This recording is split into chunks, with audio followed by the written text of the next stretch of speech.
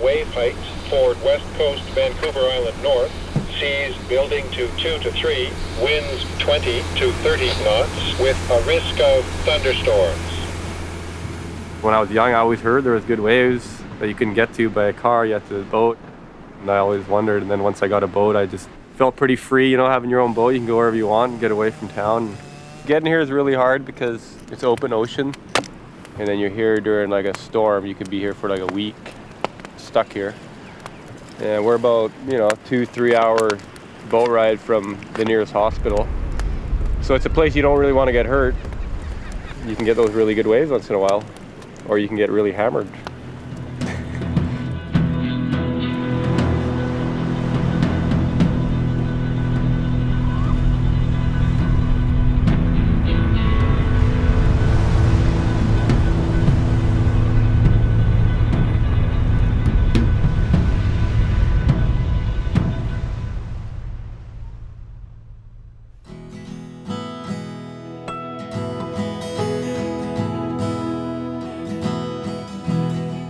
Raph's just a local legend. He's one of those guys that can basically do anything, He'll surf a crazy wave, jump in his boat, catch his own dinner. My older brother, he was pretty much my idol growing up. He was just always totally into his surroundings and what was going on.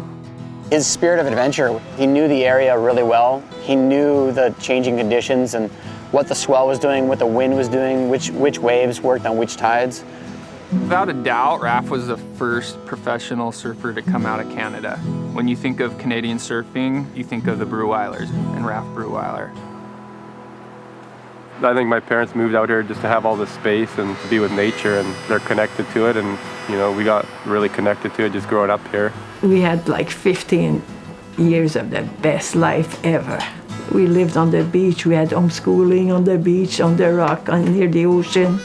Worst wetsuits you could ever imagine, and didn't matter what time of year it was.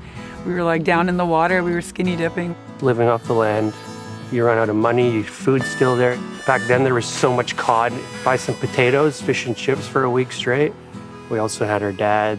He came here from Switzerland when he was 18, 19 years old. I learned so much from him, how to hunt and how to fish. He moved to Tofino and that's what people did. They cut trees and they fished for a living. He's like definitely a mentor to all of us. Anything we need, any questions we have. They were never bored. Whatever I did, I involved them. I always had a boat, so we always did some fishing. And we built our own house. And my dad started doing jobs for people that surfed a bit, and he'd say, hey, I'll cut you a tree. If you have an old board kicking around, I'll just trade you for that. And that's actually how I got my first surfboard.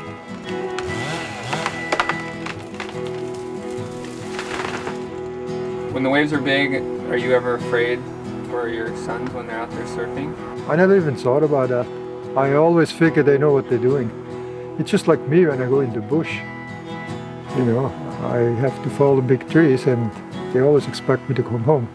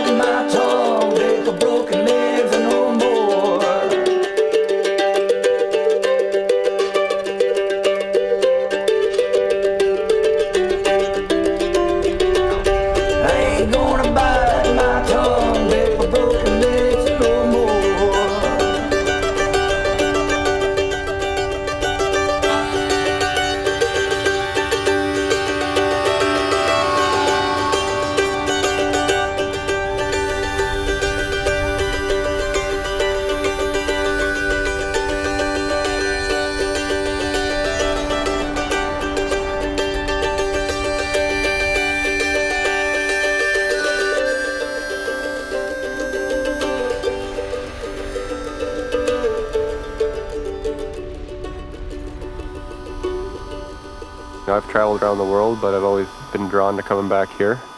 Look around you, right? It's kind of hard to imagine yourself sitting in an office in the city, staring at your screensaver of this.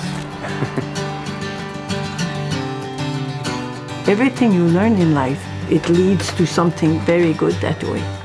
I think any job you have should always come to that point anyway, to the service of humanity. He lends a huge amount of credibility to what we do because of his experience in the surf. We're probably looking at about 100 nautical miles of coastline that we're responsible for. We're unique in the sense that we're one of the few stations on the coast that deal in surf conditions primarily.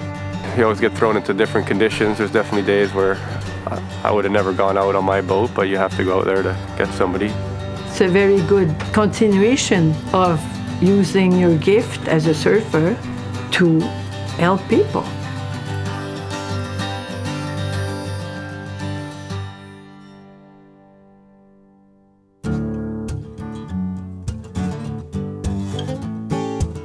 Everything he wants to do now, it's because of the kids. Happy family makes me happy, and you know, they love going camping, they love going hunting, they love surfing. They just love being outside, all of them.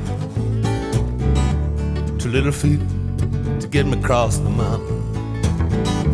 2 little feet to carry me away into the woods.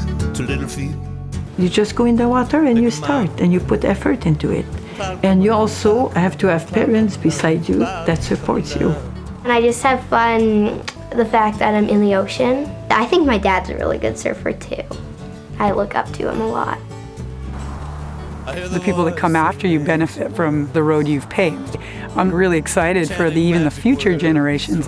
Raph has paved that road for all these generations to come. A couple more years, they're all going to be out the back with me, taking my waves, but whatever, I'll be stoked.